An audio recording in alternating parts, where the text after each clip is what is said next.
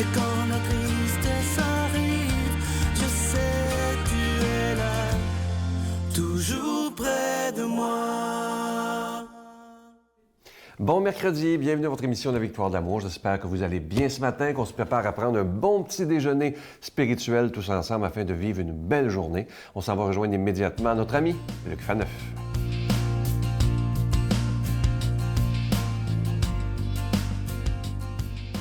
Bonjour, merci d'être là, merci d'être si fidèle à la Victoire de l'amour et merci surtout d'être si fidèle à Jésus, au Christ, celui qui nous invite depuis plus de 2000 ans à marcher derrière lui et à vivre l'Évangile de la lumière, l'Évangile de la joie. Et c'est ce qu'on fait depuis déjà plusieurs mois. Merci d'être là.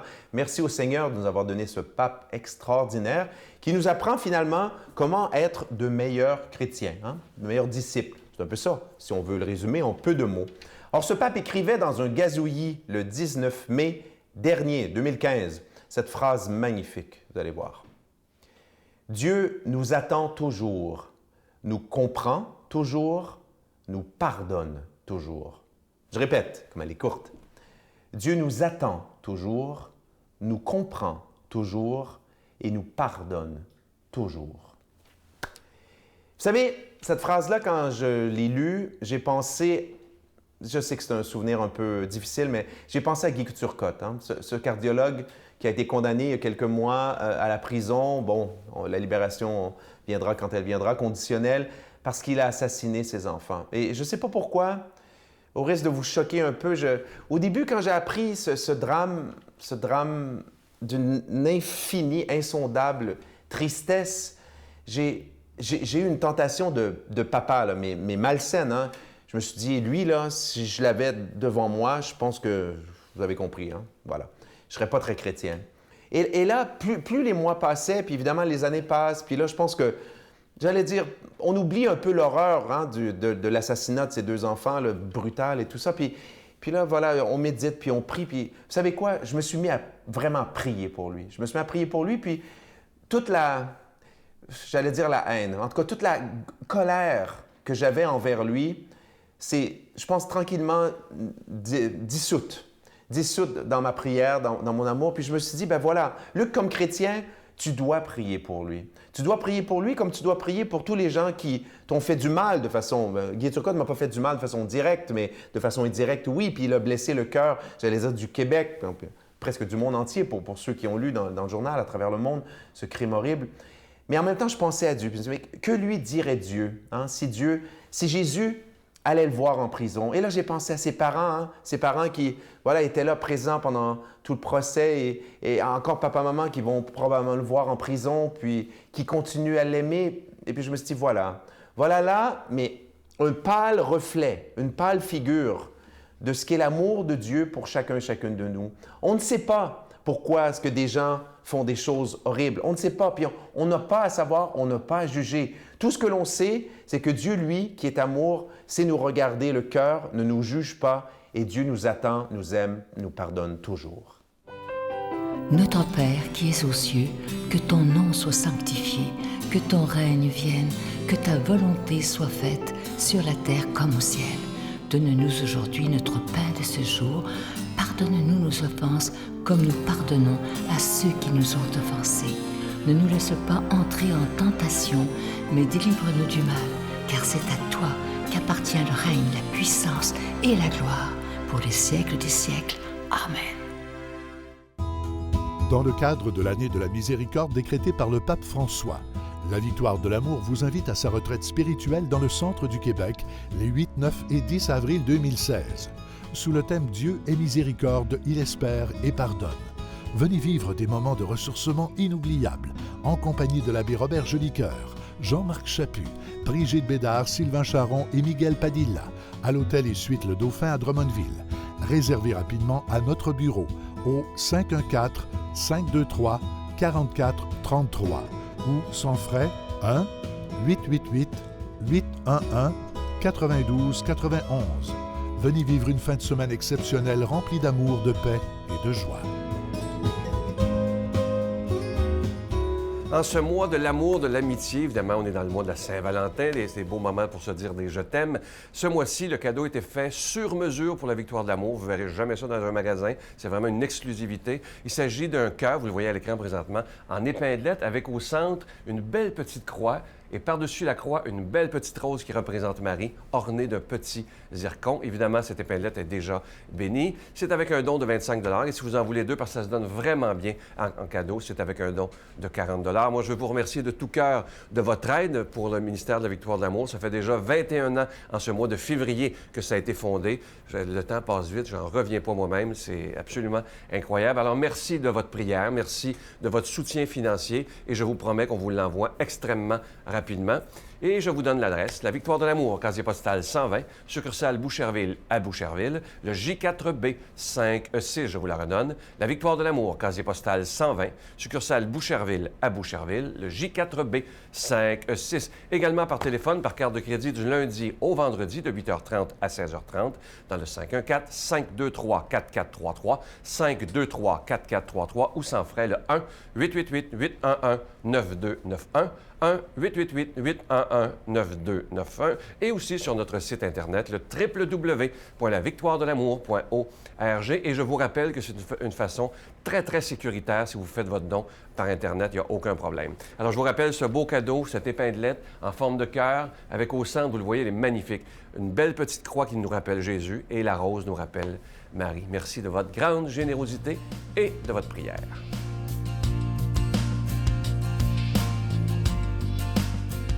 Mon Dieu, donnez-moi la sérénité d'accepter les choses que je ne peux changer, le courage de changer les choses que je peux et la sagesse d'en connaître la différence.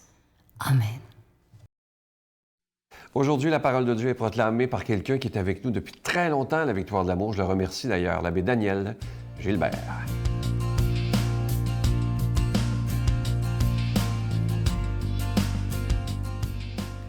Comme la foule s'amassait, Jésus se mit à dire, « Cette génération est une génération mauvaise.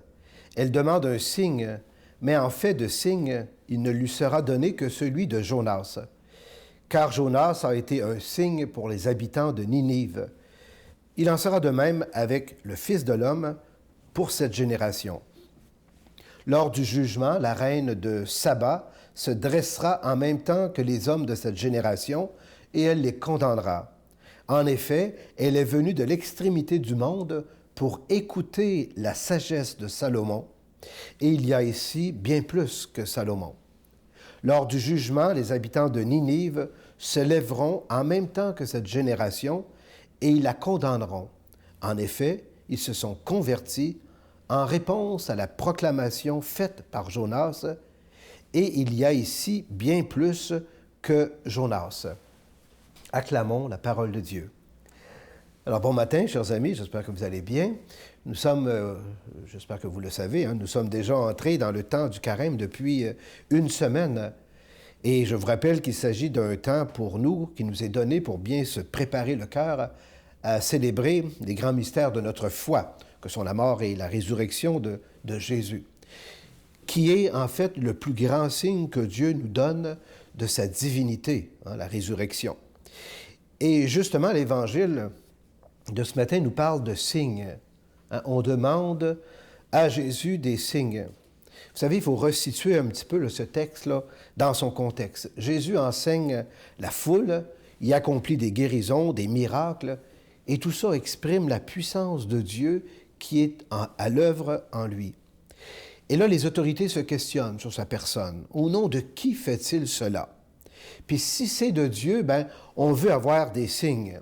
On dirait aujourd'hui, chers amis, avec notre esprit scientifique, on veut avoir des preuves, que tu viens bien de Dieu, toi là, mon jeune. Eh bien, des preuves, des signes, on dirait que de tout temps, on est en quête de ça. On dirait qu'on a besoin de ça pour apaiser nos angoisses, ou apaiser nos soifs de savoir, de connaître. On veut des signes. On est un petit peu comme Thomas, qui veut toucher pour croire. Mais on a remarqué dans l'Évangile que Jésus il ne donnera pas de signe pour prouver quoi que ce soit. Jésus n'entre pas dans ce jeu-là, autrement dit. Parce que des preuves sur l'autorité de Jésus remettraient en question la liberté humaine, la liberté de croire ou de ne pas croire. Et Dieu, il ne veut pas embarquer là-dedans. Voilà pourquoi Jésus nous parle du signe de Jonas. Hein, je pense bien qu'on connaît tous cette histoire de Jonas qui avait refusé d'aller prêcher la parole pour convertir la ville de Ninive, qui s'était enfui sur un bateau, il était jeté à la mer, et heureusement, hein, il a été vraiment chanceux, il a été repêché par une baleine et rejeté sur le rivage. Et c'est après ça qu'il était retourné à Ninive pour, justement, proclamer dans cette ville-là un message de conversion. Et toute la ville s'était convertie. Donc, Jonas avait été un signe pour Ninive, un signe de conversion. Et le signe bien plus grand que Jonas, bien sûr, c'est Jésus lui-même.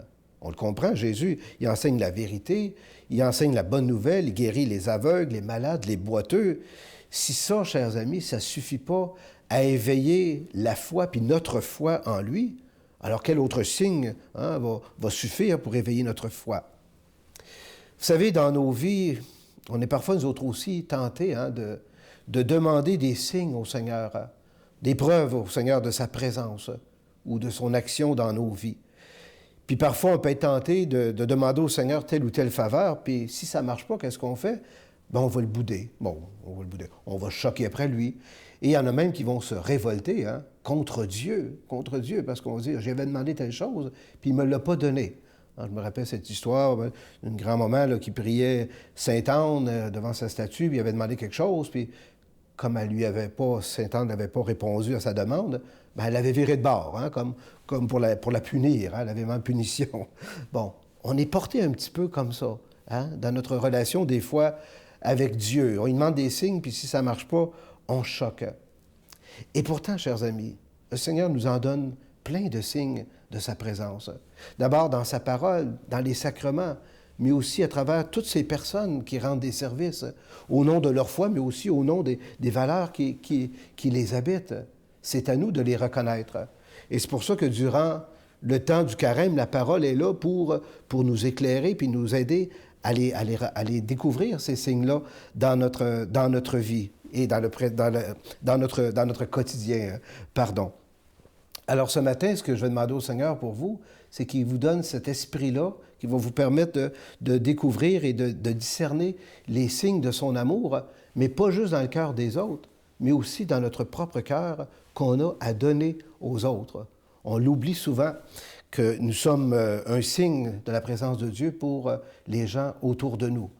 Quelqu'un me disait l'autre jour, la seule parole de Dieu que j'entends, c'est toi qui viens me visiter. C'est le Seigneur qui nous visite à travers nous qui sommes ses serviteurs et ses servantes. Alors c'est ça ce matin que je vais demander au Seigneur de vous combler de toutes ces bénédictions, de tous ces signes d'amour-là, que vous les donniez aux autres. Au nom du Père et du Fils et du Saint-Esprit. Amen. Je vous salue Marie, pleine de grâce. Le Seigneur est avec vous. Vous êtes bénie entre toutes les femmes, et Jésus, le fruit de vos entrailles, est béni. Sainte Marie, Mère de Dieu, priez pour nous pauvres pécheurs, maintenant et à l'heure de notre mort. Amen. Je vous laisse avec une pensée qui dit beaucoup. Vous savez, dans notre société, on parle souvent beaucoup trop. Écoutez bien ce que ça dit. Tais-toi beaucoup pour avoir quelque chose à dire qui vaille la peine d'être entendu. Mais tais-toi encore plus pour t'entendre toi-même. Ça, c'est tellement vrai. Vous savez que dans notre société, on parle, il y a du bruit partout, des écouteurs sur la tête. Mais le silence, ça manque souvent. Je vous souhaite une belle journée. Prenons des moments de silence aujourd'hui. Bye bye. Et est-ce que vous êtes prête à accueillir Jésus dans votre vie? J'ai dit, wow, c'est ça. Puis j'avais entendu parler de Jésus qui avait été crucifié, puis tout ça, puis qui est mort pour moi. Puis, j'ai dit, c'est fort, ça, c'est très fort. Hein. Fait que j'ai dit, OK, moi, je donne ma vie au Christ. Puis c'est là que j'ai quitté Air Canada, pas longtemps après, vendu les autos, et puis je suis rentré au grand séminaire pas longtemps après. Ouais.